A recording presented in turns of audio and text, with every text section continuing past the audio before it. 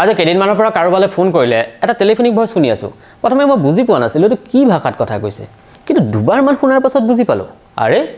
এটো দেখোন আজি কেইমাহমানৰ পূৰ্বে দ্ৰৌপদী ভাষা হিচাপে স্বীকৃতি পোৱা আমাৰ অসমীয়া ভাষা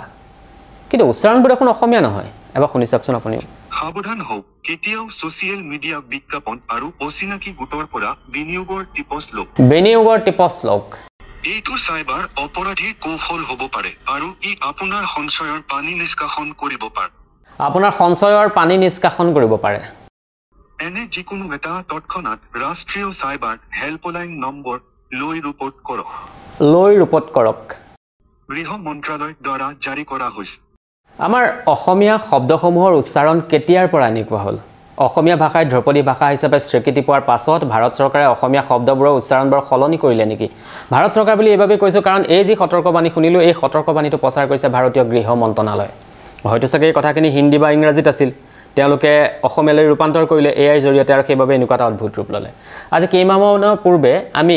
কোনোবা এখন শ্বপিং মলত অৰ্থনীতিৰ উতলা চাউল দেখিবলৈ পাইছিলো তাৰ উপৰি বিদেশী প্ৰসাধন কোম্পানীসমূহে চহৰত যিসমূহ ডাঙৰ ডাঙৰ হৰ্ডিং আৰে সেই হৰ্ডিংসমূহলৈতো চাবই নোৱাৰি ৰাষ্ট্ৰীয় ঘাইপথৰ ফলকসমূহো একেই মুম্বাইত ডাবিং কৰা অসমীয়া টেলিভিছন চেনেলত বাজি থকা কমাৰ্চিয়েল এডসমূহতো বাৰে বিং কৰা ভুল কোনোবা এটা লেখা বা কিবা এটা ভিডিঅ' অন্য এটা ভাষালৈ ৰূপান্তৰ কৰোঁতে বা অনুবাদ কৰোঁতে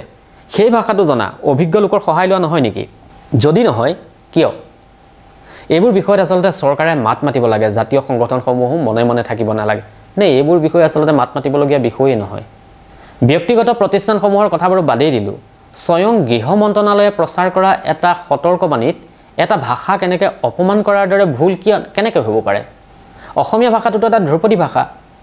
দেশৰ প্ৰতিটো ভাষাকে সন্মান কৰাটো চৰকাৰৰ কৰ্তব্য আৰু ধ্ৰুপদী ভাষাসমূহত কিবা এটা প্ৰচাৰ কৰোঁতেতো তাতকৈও বেছি সতৰ্ক হৈ ল'ব লাগে এইবোৰ বিষয়ত আচলতে আমি সকলোৱে সতৰ্ক হ'ব লাগে সকলোৱে মাত মাতিব লাগে তেতিয়াহে তেওঁলোক আগলৈ তেনেকুৱা এটা ভুল নকৰিব অসমীয়া ভাষাত কিবা এটা প্ৰচাৰ কৰোঁতে তেওঁলোকে অকণমান গুৰুত্ব দিব তিনিচুকীয়া অতি ভিতৰুৱা গাঁও এখনৰ গেলামালৰ দোকান এখনত ইংৰাজীত নাম ফলক এখন লিখি থোৱাৰ বাবে সেইখনত আমি ক'লা চিয়াঁহী খানি থাকি লাভ নাই যদিহে আমাৰ ভাষাটো গুৰুত্ব দিল্লীতেই নাই তাৰোপৰি বহুজাতিক কোম্পানীসমূহৰ পৰা মাজে সময়ে আমালৈ কিছুমান কমাৰ্চিয়েল ফোন আহে আৰু সেই ফোনবোৰত হিন্দী ইংৰাজী বা বাংলাত কথা পাতে আপুনি যদি অসমীয়াত কথা পাতিব বিচাৰে তেনেহলে তেওঁলোকে ক'ব যে আমি অসমীয়াত কথা ক'ব নোৱাৰো হিন্দীত পাতক ইংৰাজীত পাতক বা বাংলাত পাতক আৰু আমিও ভঙা ভঙা হিন্দীৰে কথা পাতিবলৈ আৰম্ভ কৰি দিওঁ কিয়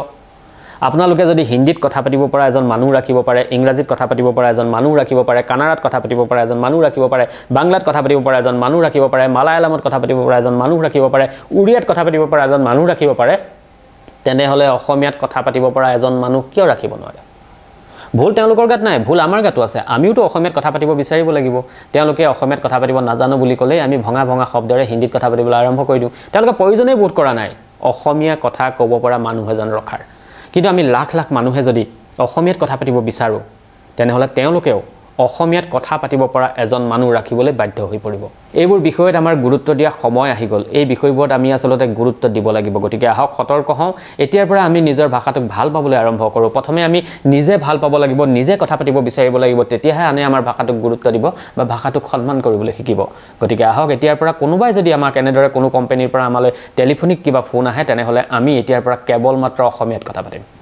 তেওঁলোকে যদি হিন্দীত কথা পাতিবলৈ কয় আমি কম আমি অসমীয়াত কথা পাতিম তেওঁলোকে যদি ইংৰাজীত কথা পাতিবলৈ কয় বাংলাত কথা পাতিবলৈ কয় তেতিয়াও আমি নামাতো আমি কম আমি কেৱল অসমীয়াত কথা পাতিব খুজো এনেদৰে যেতিয়া লাখ লাখ হাজাৰ হাজাৰ মানুহে আমি অসমীয়াত কথা পাতিবলৈ বিচাৰিম তেতিয়া তেওঁলোকেও অসমীয়াত কথা পাতিব পৰা এজন মানুহ ৰাখিবলৈ বাধ্য হৈ পৰিব নহলে আৰু কিছু দিনৰ পাছত দোকানে দোকানে অৰ্থনীতিৰ উতলা চাউল ওলাব বাহিৰৰ মানুহে আমাক টিপছ দিব আমাৰ যিখিনি সঞ্চয় আছিল অতি কষ্টৰে কৰা সেই সঞ্চয়খিনিত পানী নিষ্কাশন হ'ব গতিকে আহক এইবোৰ বিষয়ত গুৰুত্ব দিওঁ আৰু মুখ্যমন্ত্ৰী মহোদয়কো এই বিষয়টো অৱগত কৰিলো যাতে আপুনিও এই বিষয়টোত অকণমান গুৰুত্ব দি যাতে গৃহ মন্ত্ৰালয়লৈ লিখে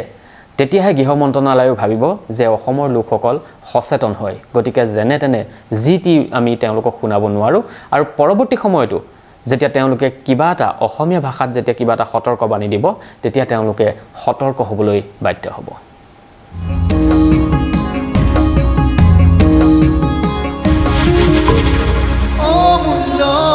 Oh